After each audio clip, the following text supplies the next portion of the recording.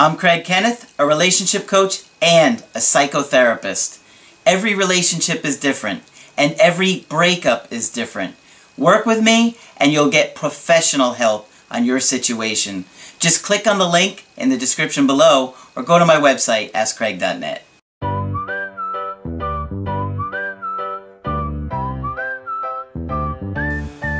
Hi there, I'm Coach Kenneth. Hi there, I'm Coach Margaret. And today we're going to be talking about personal boundaries. And we're going to be talking about how we can teach other people how to treat us properly. Because a lot of times people don't know how you expect to be treated unless you set a boundary for yourself. Unless you let them know. Right. And you don't know what kind of relationships they have with other people. Right. But all you can control is the relationship that they have with you. Right. And so letting people know how you're going to be treated and how you're going to let them treat you is really important, because if there isn't respect in a relationship, there's certainly not going to be any love. No.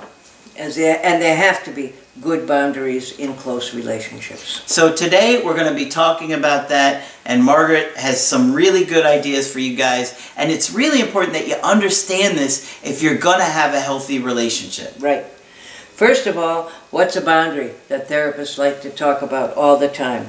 A boundary is where I end and you begin, right about here. Mm-hmm. Okay?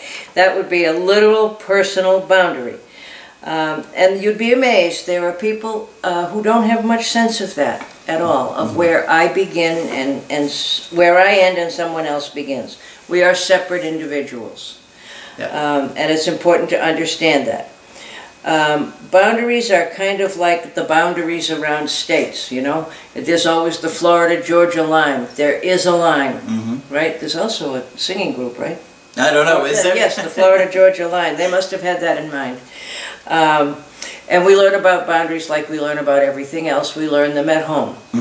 And if everybody takes everybody else's stuff and nobody thinks twice about it, and if people sleep wherever they happen to end up and nobody has personal space in the sleeping area, and so forth and so on, you see families who have no boundaries. Yeah. And you see families who have good boundaries. It's kind of like the enmeshed and the over-togetherness that we talk about. Yeah. If a family has healthy boundaries, then everybody has their own personal space, their own personal identity, and the parents certainly have a boundary between them and the kids, and so forth and so on. And parents absolutely have to have boundaries between themselves and the kids, so there'd be no adult-child differentiation. And we've all seen families where there isn't much. And God help us in adolescence, because everybody becomes an adolescent, right? Physical boundaries. When we teach children about personal boundaries, what we do is we have them stand up, extend their arms as far as they can, and turn all the way around. Yeah. And then we tell them that the space within the spread of their arms is their personal space, and that no one has a right to violate that except a parent or a doctor without their permission. That's right. Okay? Now for adults, often we think about a 3-foot limit. I haven't extended my arms and turned around lately, but most people begin to feel a little bit uncomfortable if someone, especially someone they don't know, violates their 3-foot limit. Like a car salesman, for example. I can remember telling one time to step back. It was in my face, telling me I could only buy the car today in the next 10 minutes. So you don't want that. Yep, trying to provoke that anxiety. Yeah, yeah. So you know, there are people like that who make you very uncomfortable. It's kind of like, get out of my space. Yeah. And that's boundarylessness. Yeah. And yeah, you know, the neighbor you avoid because you know you're going to be 2 hours and know more about her than you never ever wanted to, or that you wouldn't even tell other people. You know, your clergyman, your doctor, you're going to know stuff that they don't know. Yeah. There are people out there who want to tell you everything. Setting boundaries with people. People, even your partners, can't intuit where your boundaries are. And we all have different ones, and oftentimes in a relationship we find each other stepping on each other's boundaries, not because we meant to, but because we didn't know they were there. Now, I grew up with a friend, and he is a pretty easygoing guy, but if he has food, don't ask him for some. And over the years, he has... Are you sure your friend's not a dog? No, but he's kind of friendly and wags his tail, but particularly with cookies. So if you're anywhere with him, I remember being at the beach with him one time, and he bought some of those packaged cookies, Mrs. Field or whoever made them. And he said, now I'm buying 3 cookies. I will buy you one if you want, but do not ask for any of mine. Okay, I get it. All right? Now, he grew up in a big family and probably lost his cookies to his older brother. So we all have different kinds of things that are boundaries for us. And I think particularly if we grew up in a large family with small space, boundary survival was not easy. So setting healthy boundaries isn't always easy, but it is very necessary, because you can go through life angry if you don't set the boundaries that you need to set.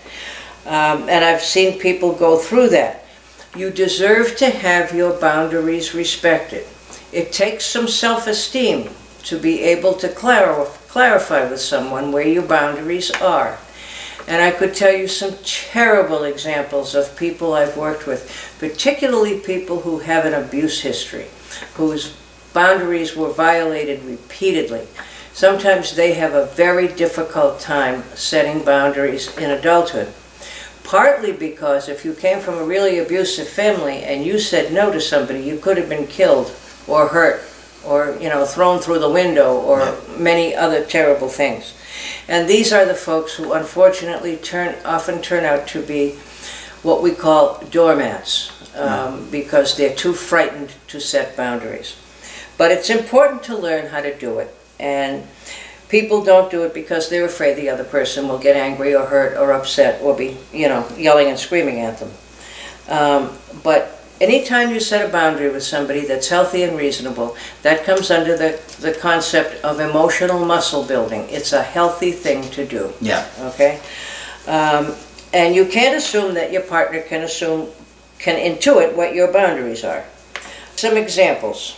I thought this was a good one. I need you to know that I love you and have every intention of our working through whatever issues come up. I am not, however, okay with your becoming verbally abusive when you get angry. If you want to talk about how upset you are that I ran into my old boyfriend, we can do that, but only if you don't verbally attack me. Sure. Now that's a great example of very healthy muscle building. I'm sorry. And that will probably work because it was straight and reasonable, and I think it would be hard for anybody to get mad about. And some other examples.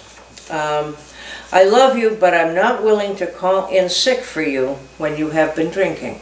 Now that's a very reasonable boundary, isn't it? Yeah. And it's set in a way that's not going to get anybody too upset.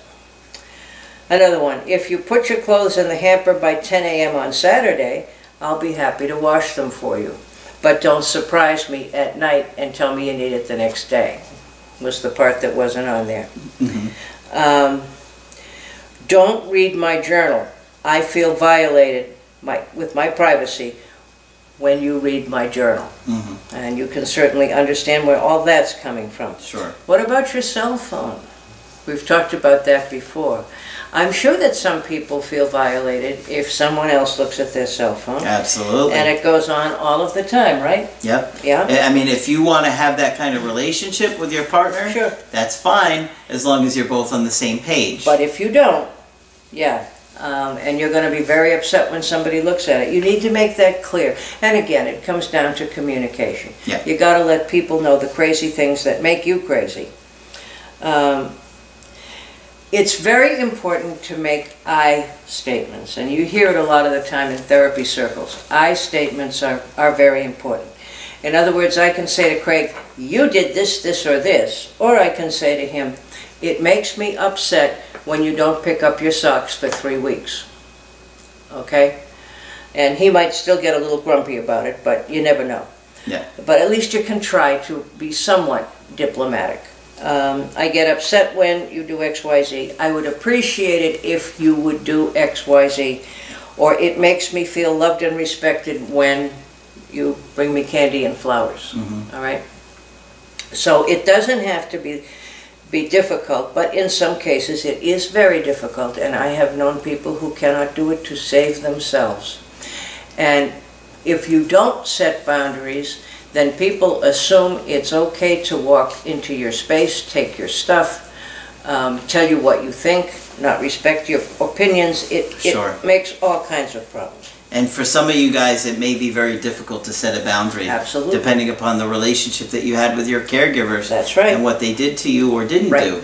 And parents can be very intrusive, demanding to know what you're thinking, why you're behaving this way, telling you exactly what you're going to do, and all kinds of things like that. So if your boundaries were not respected when you were a kid, then that can be a very touchy subject for you. Yeah. Or if they didn't intervene when your older sibling beat you up, and you hear a lot of that sort of stuff.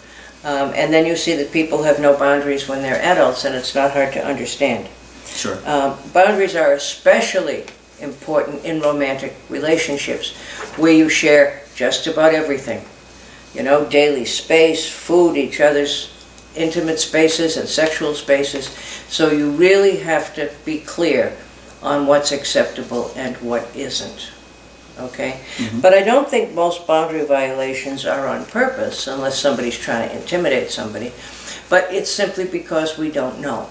Yeah. Or we haven't been told. And they can't read your mind. You've got to remember that. No. And that can be a problem in romantic relationships, because there are people who come to those with the fantasy that their partner, their fantasy person that they look forward to meeting all of their lives, is going to meet their every need and essentially be able to read their mind.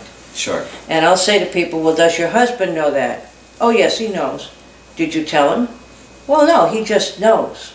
No, he doesn't. And you need to straighten it out with him. Yeah. Or, you know, she knows, or she should be able to anticipate my needs.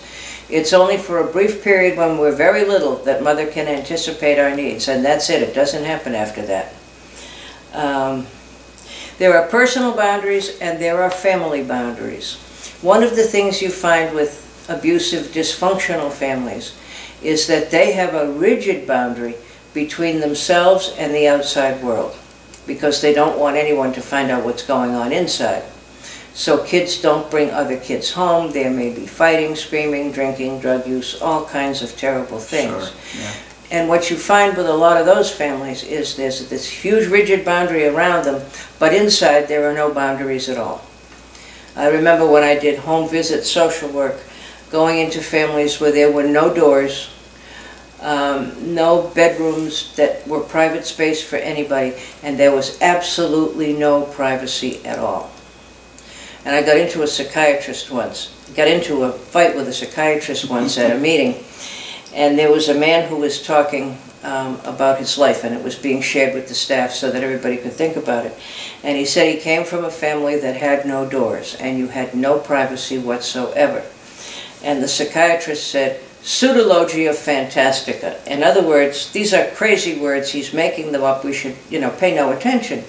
And I couldn't handle it, so I said, I have been in homes making home visits where this is the case. And I said, and when it's the case, it's not pseudologia fantastica, it's tipia icebergia. And if I recall, he never spoke to me after that. On account of everyone laughed. But I couldn't sit through that. It does happen to people. And people who grow up in families like that often have no boundaries as adults and have to be helped, okay? Sure. To establish some reasonable boundaries. And the most egregious boundary violations are physical and especially sexual abuse, where people's most basic privacy and sense of self, and where I start and you end, has been violated. And that can be a real problem way into adulthood if that has happened. Then there's the concept of codependent, and that's a word that kind of gets tossed around. And in our last presentation, the concept kind of came up. There are codependent people, and what that really means is that they're so enmeshed and fused and boundaryless with their partner that they have no sense of self. And I'll give you a very simple example. I once had a client, and I I don't remember her name, but I remember that her boyfriend's name was Richard. So if I said to her, "Hello, Ellen, how are you today?" she would say, "Richard is fine." And I would have to stop and go back and say, "No, you and Richard are two different people. I'm glad he's doing well, but I asked how you were." So people can sort of lose and submerge their identity into another person. Wow. That seems fairly extreme. It does. Well, it's also unfortunately common to the point where now, I was recently talking with someone who was attending Alcoholics Anonymous, that oftentimes now they have what they call a codependence group for the people who are in partnership with the alcoholic. Because these people have often lost their entire identity trying to take care of this person and rescue this person, and have to be helped back to a saner place where they're not going to put up with the kind of behavior they have been. Okay? Yeah. So it is extreme, but it is unfortunately common. Yeah. Yeah, it happens. Yeah, Richard is fine. I once had a client come in, and as I was doing the intake, I realized that her mother and her boyfriend were talking to each other every day to decide what to do about her. I had an absolute Margaret fit. I mean, talk about a boundary violation. Neither one of them was respecting any boundaries, selfhood, or decision-making for her. So we put a fast stop to that. Yeah. Okay? And then Craig and I worked with a case where a man we were working with was very, very upset one day because his mother emailed his girlfriend and said, "You need to get away from my son. You never have been able to work it out, so why don't you just get out of her life?" What kind of an intrusion is that? I mean, that's outrageous. Massive. Yeah. Caused a lot of problems in that relationship. Yes, it certainly did. And that's one of the places where you see the most boundary violations. When you work with adults, you see boundary violations from couples, families, where there are grandparents who are intruding all over the place and not respecting their decision-making, their parenting decisions, etc., etc. It can look like a nice, happy family, but no soap. Okay? So there are many, many intergenerational boundary issues. Recently ran into a person whose mother was still telling her who she could date, and she's 35. And what time to come in, I might add. And then there were little kids who have no boundaries. And I remember learning this long before I darkened the door of a school of social work. I did child welfare work, and we would have to go to court around custody for children if they had to be temporarily removed from their families. And when you went and you waited in the court, little kids from other cases would come over and climb in your lap and say, "Can I go home with you?" Which was very sad to bear, I want to tell you. But these poor little kids were so desperate for any kind of human contact that looked friendly, I guess. They would absolutely go to anyone to seek what they were looking for, and had no boundary between themselves, whoever they were with, their family, etc. Wow. So it can set in very early. And you see kids coming into foster care who are like that. They have no boundaries at all because they don't come from any. Yeah. And they'll intrude, they'll walk into places where they're not wanted, they'll butt into conversations and not understand that that's not okay. Yeah. And I read while I was researching for this, and I never thought of this before, that loud music can be a bad boundary violation. Yes, it really can. Yeah. I was sitting at a red light yesterday with a boundary violation next to me.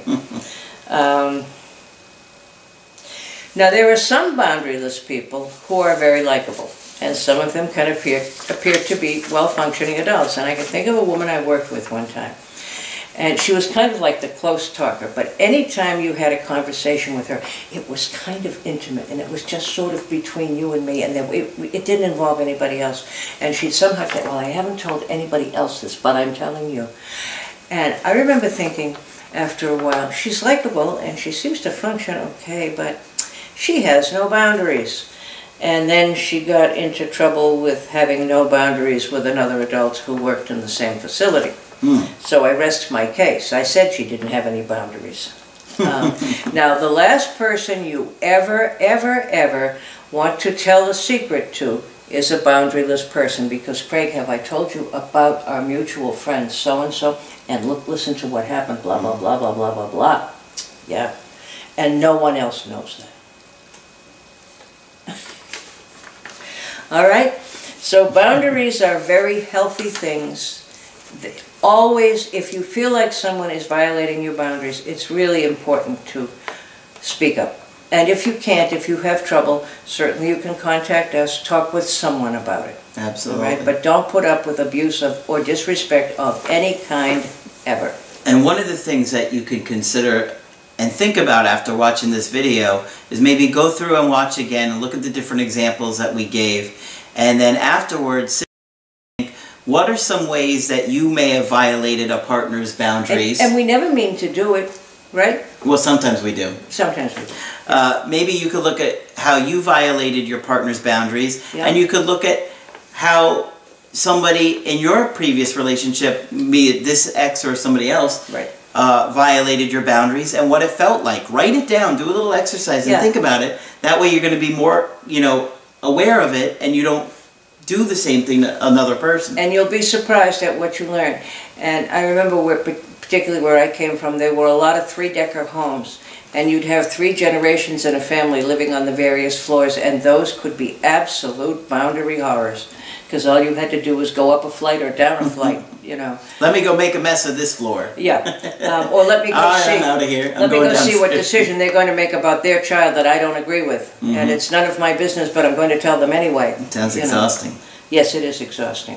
So, my thoughts on boundaries. There's a lot to think about there. Yes, it's important. Big issue. Yeah. Important that you understand it and consider it, because they're a big part of relationships. And if somebody has violated your boundaries or you've done it with them, you're invading their space, they're invading yours, and that can get tricky and start to make each other not want to be around each other. Because you have to respect everyone else's boundaries as they have to respect yours. Absolutely. And if you don't do it, again, it's an invitation for them to continue. That was a really intense video, because I think it's kind of overwhelming to conceptualize and imagine all the different types of ways your boundaries could be violated. And you're talking about intergenerational. Intergenerational. Yeah. Yep. So there's a lot there. Yep. There's more.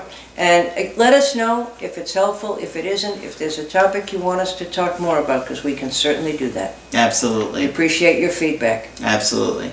All right. So if you want to get our help personally, just go to my website, askcraig.net. Sign up for the coaching option that works best for you. I do email coaching, Skype coaching, and if you got to get with me right away, emergency Skype coaching. You could also sign up for a Skype coaching with Margaret as well. That would be very nice. I would like to speak with you. So that's it for this video. I'm Coach Craig Kenneth. I'm Coach Margaret. And we will talk with you soon. Hi, I'm Coach Margaret, a relationship coach and a psychotherapist with 35 years experience. Every relationship is different and every breakup is different. If you would like professional help with your situation, please contact us at askcraig.net.